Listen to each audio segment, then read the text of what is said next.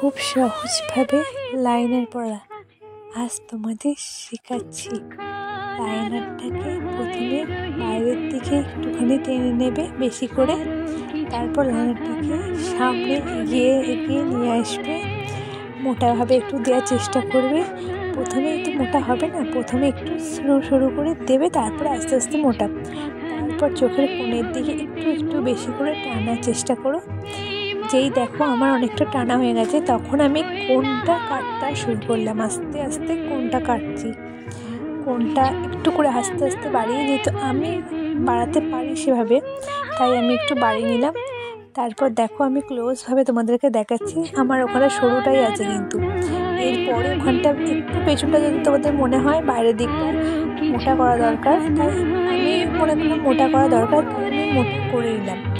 আর এই ভিডিওটা যদি তোমাদের ভালো লাগে তাহলে অবশ্যই একটা লাইক করে দিও আর চ্যানেলটা সাবস্ক্রাইব করে দিও।